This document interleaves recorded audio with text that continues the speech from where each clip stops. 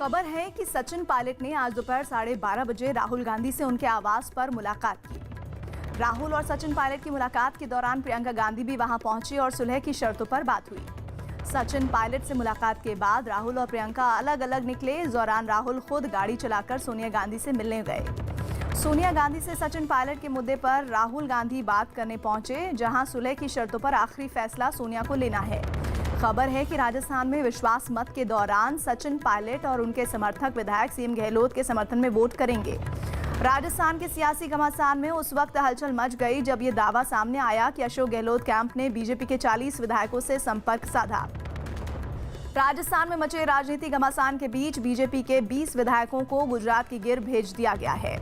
शशि थरूर ने कांग्रेस को सलाह दी कि वो नया अध्यक्ष चुनने की कवायद जल्द शुरू करे। सूत्रों के मुताबिक कांग्रेस के कुल फुल टाइम अध्यक्ष के चुनाव की प्रक्रिया जल्द शुरू हो जाएगी। सुशांत केस में मुंबई में ईडी दफ्तर में रिया चक्रवर्ती और उनके भाई शोविक से पूछताछ हो रही है। सुशांत केस में रिया के पिता इंद्रजीत से ईडी के अधिकारी अपने दफ्तर में सवाल जवाब कर रहे हैं। खबर है कि ईडी रिया चक्रवर्ती से सुशांत से मिले गिफ्ट और उसकी कीमत के बारे में भी पूछताछ करेगा। सुशांत सिंह राजपूत मामले में रिया की मैनेजर श्रुति मोदी पूछताछ के सिलसिले में मुंबई के ईडी ऑफिस पहुंची। सुशांत केस में सिद्धार्थ पिठानी से भी ईडी दफ्तर में पूछताछ की जा रही है। रिया चक्रवर्ती ने सुप्रीम कोर्ट में दाखिल अपने हलफनामे में पटना में दायर एफआईआर को राजनीति से प्रेरित बताया। सुशांत केस में मुंबई पुलिस ने सुप्रीम कोर्ट में स्टेटस रिपोर्ट दाखिल कर दी, जिस पर कल सुनवाई होगी। खबर है कि मुंबई पुलिस से पूछताछ में रिया ने बताया कि सुशांत की बहन ने एक दिन घर में पार्टी खत्म होने के बाद उसके साथ छेड़खानी की। शिवसेना नेता संजय राउत ने आरोप लगाया कि सुशांत सिंह की मौत की आड़ में महाराष्ट्र सरकार के खिलाफ षड्यंत्र रचा जा रहा है। सुशांत के भाई और बीजेपी विधायक नीरज कुमार बबलू ने सामना में छपे लेख पर आपत्ति जताते हुए संजय राउत के खिलाफ मानहानि का केस करने की बात कही। सुशांत मामले में एलजेपी के कार्यकर्ताओं ने पटना में संजय राउत, आदित्य ठाकरे, रिया चक्रवर्ती, उद्धव ठाकरे का पोस्टर लगाकर विरोध प्रदर्शन किया। सीबीआई की टीम सुशांत राजपूत के पिता से पूछताछ करने के लिए फरीदाबाद में सुशांत के जीजा आईपीएस ओपी सिंह के घर जा सकती है। खबर है कि बिहार कैडर के आईपीएस अधिकारी विनय तिवारी जल्द ही सीबीआई ज्वाइन कर सकते हैं। पीएम मोदी ने चेन्नई से पोर्ट ब्लेयर को जोड़ने वाली सबमरीन ऑप्टिकल फाइबर केबल का उद्घाटन किया। देश भर में बाढ़ के हालात पर प्रधानमंत्री मोदी ने केरल, कर्नाटक, बिहार और असम के मुख्यमंत्रियों के साथ बैठक की और हर संभव मदद का भरोसा दिया। राहुल गांधी ने ट्वीट करते हुए पर्यावरण पर केंद्र सरकार को उनकी नीतियों के लिए घेरा। एनसीपी नेता नवाब मलिक ने ट्वीट करते हुए इस बात को अफवाह बताया कि एनसीपी के 12 विधायक बीजेपी में शामिल हो सकते हैं। जम्मू कश्मीर के बडगांव में कल आतंकवादियों की गोली का निशाना बने बीजेपी नेता अब्दुल हामिद का आज अंतिम संस्कार किया गया।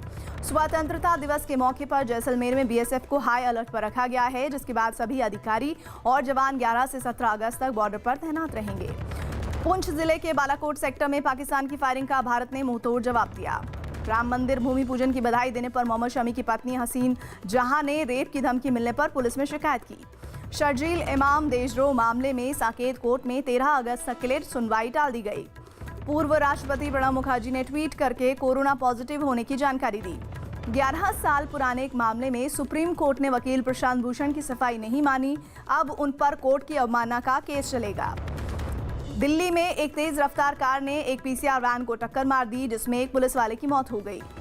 ग्रेटर नोएडा में डीसीपी राजेश कुमार के साथ उनका ड्राइवर और बेटा भी कोरोना पॉजिटिव पाए गए। हरियाणा के कुरुक्षेत्र से बीजेपी सांसद नायब सैनी ने ट्वीट करके खुद के कोरोना पॉजिटिव होने की जानकारी दी। मुंबई के पोर्ट में कंटेनर से 1000 करोड़ की ड्रग्स जब्त कर 2 लोगों को गिरफ्तार किया गया।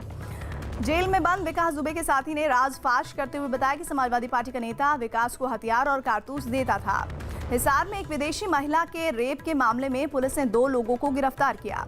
नोएडा के सेक्टर 63 में बॉल पेन बनाने वाली कंपनी में आग लगने से एक मजदूर की मौत हो गई। भोपाल में हुई आरएसएस की बैठक में फैसला लिया गया कि आरएसएस गाँव में बच्चों के लिए शिक्षा केंद्र चलाएगा। 12 से 14 अगस्त तक इलाहाबाद हाईकोर्ट और लखनऊ बेंच में न्यायिक और प्रशासनिक काम नहीं होंगे। भोपाल एम्स में नर्सिंग स्टाफ से नौकरी से निकाले गए 102 लोगों ने पीएम मोदी से गुहार लगाई। देश में पिछले 24 घंटों में कोरोना के सबसे ज्यादा 62,064 नए मामले सामने आए। देश में कोरोना मरीजों का आंकड़ा बढ़कर 22,15,000 के पार हो गया। देश में कोरोना से होने वाली मौत का आंकड़ा बढ़कर 44,386 हो गया। WHO ने चेतावनी दी है कि अगर कोरोना की वैक्सीन जल्द आ भी जाती है तो भी कोरोना को तुरंत खत्म नहीं किया जा सकता। कोरोना पॉजिटिव पाए जाने के बाद मध्य प्रदेश के मंत्री विश्वास सारंग को अस्पताल में भर्ती कराया गया। नोएडा प्राधिकरण के दफ्तर में वेतन बढ़ाने की मांग को लेकर सफाई कर्मियों ने घेराव किया। जम्मू कश्मीर के उपराज्यपाल मनोज सिन्हा ने राष्ट्रपति रामनाथ कोविंद से मुलाकात की। मध्य प्रदेश में बढ़े हुए डीजल के दामों के विरोध में ट्रक ऑपरेटर 3 दिन की हड़ताल पर चले गए। उत्तर प्रदेश में कोरोना के हालात पर मुख्यमंत्री योगी आदित्यनाथ ने अधिकारियों के साथ बैठक की। उत्तर प्रदेश के अमेठी में गलत नाम और पता लिखवाकर 6 कोरोना मरीज गायब हो गए। दुनिया भर से पिछले 6 दिनों में आए कोरोना के आंकड़ों में सबसे ज्यादा मरीज भारत में सामने आए। छत्तीसगढ़ में कोरोना मरीजों की संख्या 12,000 के पार हो गई।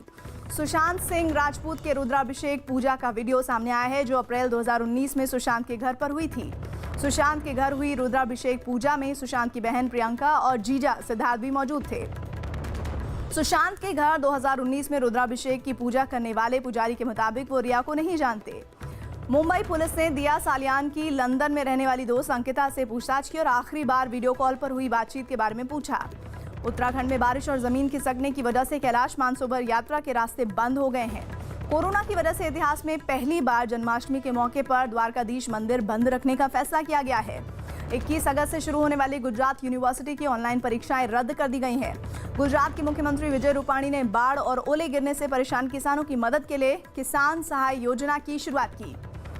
गुजरात में मंगलवार से मास्क नहीं पहनने पर अब 500 की जगह 1000 रुपए जुर्माना लगेगा। पंजाब में जहरीली शराब पीने से हुई मौत के मामले में बीजेपी ने अमृतसर में प्रदर्शन करने पीड़ित परिवारों का मुआवजा बढ़ाने की मांग की। महाराष्ट्र के नागपुर में 40,000 रुपए का बिजली बिल आने पर 53 साल के एक आदमी ने आत्मदाह कर लिया। केरल विमान हादसे में घायल 56 यात्रियों को अस्पताल से छुट्टी मिल गई। केरल पुलिस ने कोषिकोड एयरपोर्ट पर हुए विमान हादसे के सिलसिले में मामला दर्ज किया। केरल के इडुक्की में जमीन खिसकने से हुए हादसे में मरने वालों की संख्या बढ़कर 43 हो गई। केरल के 7 जिलों में भारी बारिश का रेड अलर्ट जारी होने के बाद पंबा डैम के सभी गेट खोल दिए गए।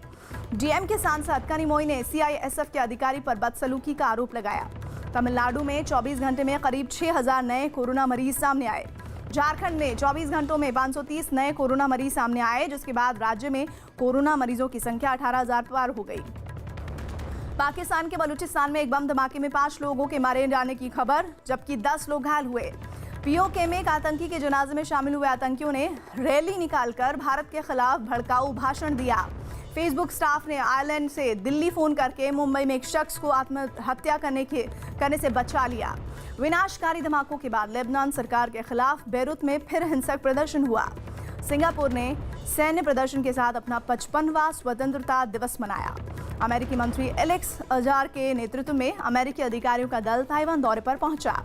कोरोना के फैलाव पर लगाम लगाने के बाद जर्मनी ने अब स्कूलों को खोलने की तैयारी कर दी है। वॉशिंगटन में भारतीयों ने वियतनामी और तिब्बती समुदाय के लोगों के साथ मिलकर चीन के खिलाफ प्रदर्शन किया। बेलारूस की राजधानी में राष्ट्रपति चुनाव पर हो रहे विरोध प्रदर्शन के दौरान पुलिस और प्रदर्शनकारियों में झड़प हो गई। चीन के स्वास्थ्य मंत्रालय के मुताबिक चीन में सोमवार को कोरोना के 49 नए मामले सामने आए। न्यूजीलैंड में 100 दिनों में कोरोना का एक भी मामला सामने नहीं आया है। ईरान के साथ चीन के कारोबारी करार की वजह से खफा सऊदी अरब और पाकिस्तान के कूटनीतिक रिश्तों में खटास आ गई है। खबर है कि चीन पाकिस्तान को इस साल के आखिरी तक आर्म्ड ड्रोन सौंप सकता है।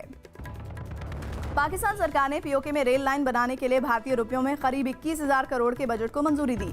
तेल कंपनी अरामको की कमाई में 73% की गिरावट आने से सऊदी अरब को बड़ा झटका लगा है। सोने की कीमत 53,000 से लगातार ऊपर रहने की वजह से भारत में ग्राहकों की संख्या घटकर 20% रह गई। आईपीएल के मुख्य प्रायोजक वीवो के हटने के बाद योग गुरु बाबा रामदेव की कंपनी पतंजलि आईपीएल 2020 के स्पॉन्सरशिप के लिए बोली लगा सकती है। बेंगलुरु में चल रहे हॉकी के नेशनल कैंप में शामिल भारतीय हॉकी टीम के खिलाड़ी मनदीप सिंह कोरोना पॉजिटिव पाए गए। इंग्लैंड के ऑलराउंडर बेन स्टोक्स पारिवारिक वजहों से पाकिस्तान के खिलाफ बची हुई टेस्ट सीरीज से हट गए हैं।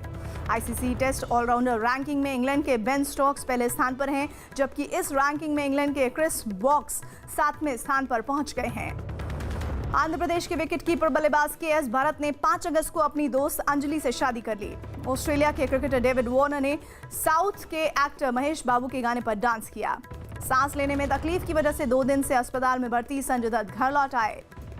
एक्टर अक्षय कुमार ने राणा दगुबाती शादी की बधाई देते हुए उन्हें कहा कि अब परमानेंट लॉकडाउन हो गया। टीवी सीरियल दिया और बाती हम की एक्टर प्राची तेहलान ने दिल्ली के बिजनेसमैन रोहित सरोहा के साथ शादी कर ली, जिसकी तस्वीरें सामने आई। महेश भट्ट की मोस्ट अवेटेड फिल्म सड़क 2 28 अगस्त को ऑनलाइन प्लेटफॉर्म पर रिलीज होगी, जिसका पोस्टर जारी किया गया। आमिर खान ने अपने ट्विटर अकाउंट से फिल्म लाल सिंह चड्ढा की शूटिंग शुरू करने के फोटो शेयर किए।